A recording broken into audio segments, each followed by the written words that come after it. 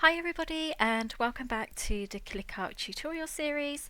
If you haven't already watched the first few episodes, I would suggest going back because we are working through building a list out as we go along. And in this episode today, what we're going to have a look at is just to kicking the life cycle stages, and then we're going to dig into the different types of views that you can put on your project list. So to start off with, just a recap of what we've done so far.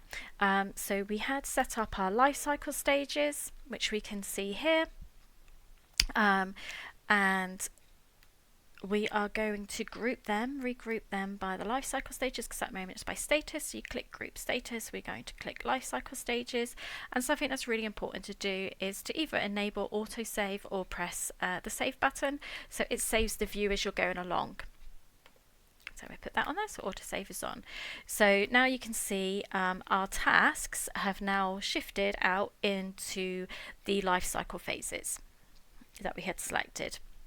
Going across on the right hand side here, we have the assignee column, the estimated date, the due date, the priority. We had a look at the time estimate and a time tracked. We popped in a budget and a current actual spend. And what I'm going to talk about, as I mentioned now, is actually the view. So this first view is the list view. Now, if you are a Kanban fan, there is the view to do a Kanban board on here. Which looks like this, which is really helpful, and this is apparently grouped on the statuses, but you can change this around. So if we want to do it by the life cycle stages, we can set the board up that way, which is really helpful. So perhaps maybe you have like a pipeline, if the list is to do with like a deal, for example, if you're doing like lead generation and you want to sort of follow the buyer's sort of journey throughout, as your contacts are going through. So yeah, you can do it by life cycle stages, you can do it by priority, the due date, and also the status, but we'll leave it on the life cycle stages at the moment. And just make sure, as I mentioned on the list, that you're enabling that autosave for each of the views, because as you start to put filters on and assignees and stuff, if you don't press save, then you'll have to retweak it all again and you'll go back on and like, oh my god, what's happened, where's it all gone? So there we go. So we've got the board. Another view which I think is really helpful when you're working as part of a team is the chat view. And just so you know how to actually add these views, there's a little plus button here. If you just click on that, it brings it up with all the different views. So you can add that so that you can add the different views as we go. So the chat view is really helpful because you can talk to your team. So I put like an example one here that's just put, oh hi, how's the prep for kickoff going? And then someone can reply saying, yeah, nearly there. All agenda items have been received.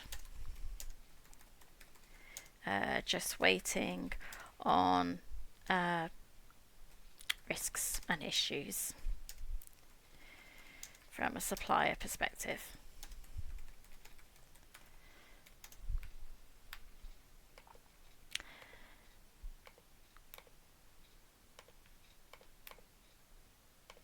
And then you press send.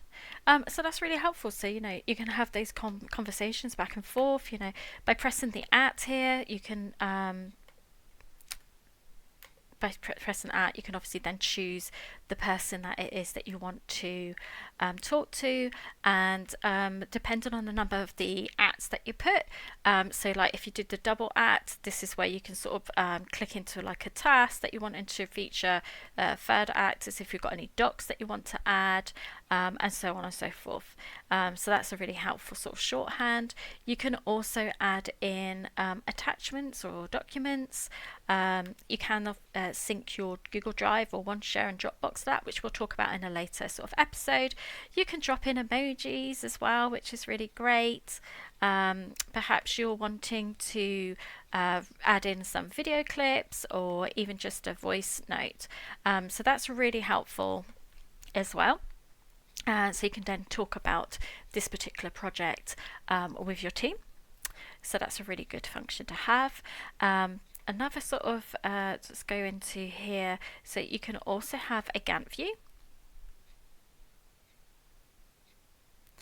So the Gantt view, and again, you can sort of customize this, and we'll go into these into a lot more detail as well in regards to how you can filter and the way that you have it set up. But I just want to just really quickly give you an overview of the different types of views that you can have. So you can have your Gantt view, and if you press this little triangle here, then it sort of shows you, it breaks it down even further in regards to your subtasks and the tasks that you have. So that is your Gantt view. You can have a calendar view as well. So with the calendar view, it gives you that overview for the month of showing you, where different tasks are due.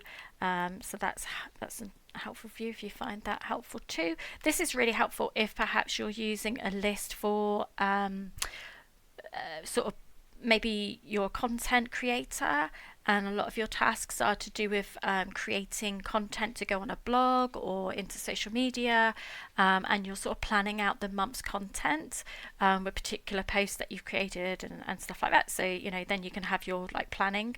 So it's really helpful to sort of use the calendar that way on ClickUp. You can have a table view as well. So this is quite helpful, so you can add more columns on if you need to.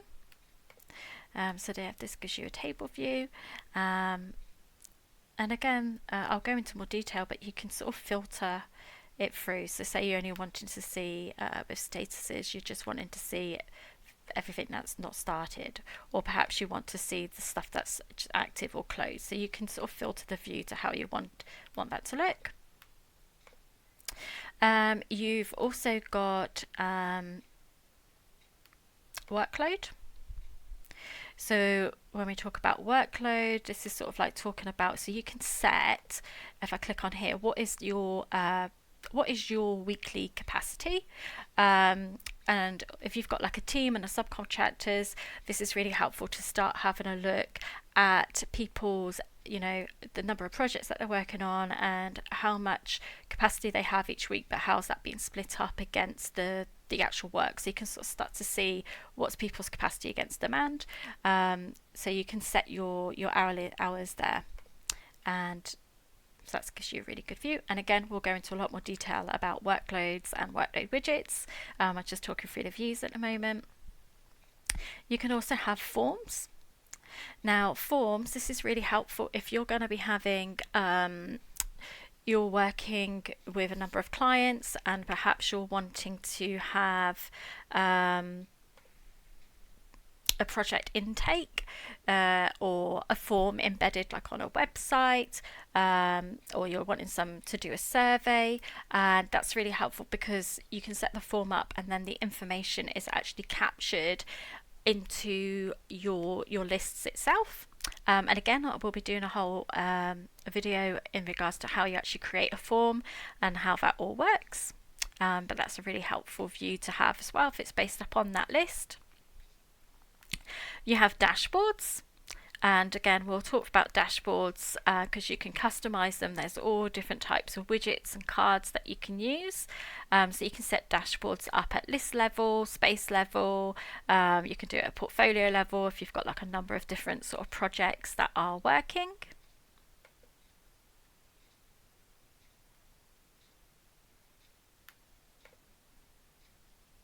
There's also the opportunity if you have the because I've got a couple of ClickUp accounts, but there's opportunity to add additional stuff on depending on the level account that you've got, where you can sort of have a team view, so then you can view everyone else's sort of tasks and start to sort of look at mind maps and being able to sort of do work in progress limits and stuff like that.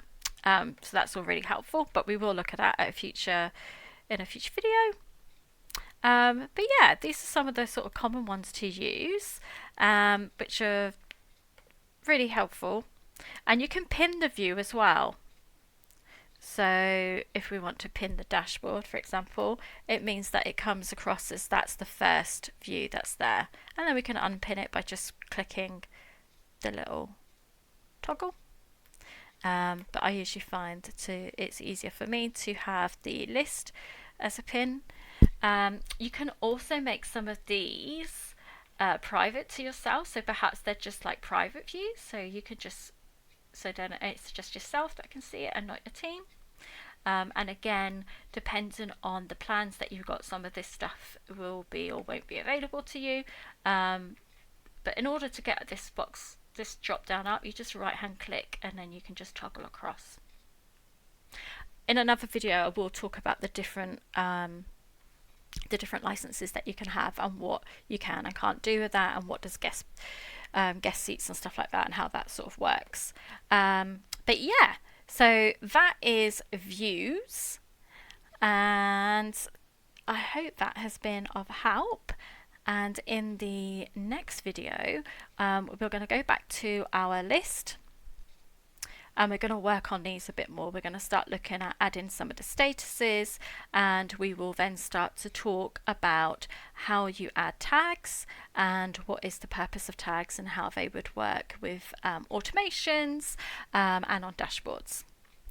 So I hope that's been really helpful. Don't forget to give it a like if you found this helpful. You know, do comment, ask me any questions. If there's anything you want to ask me about ClickUp that you want me to talk about, please let me know, because I can make sure that I factor that into this tutorial series. And do subscribe, so then you'll get the notifications as and when another episode comes out. So thanks for joining me today. I'm Sarah from We Love PMO, and if you need any help at all with any sort of system setups in the project, risk or PMO space, then do feel free to reach out to me. My contact details are in the description. So thanks very much for joining me today. Cheers, bye.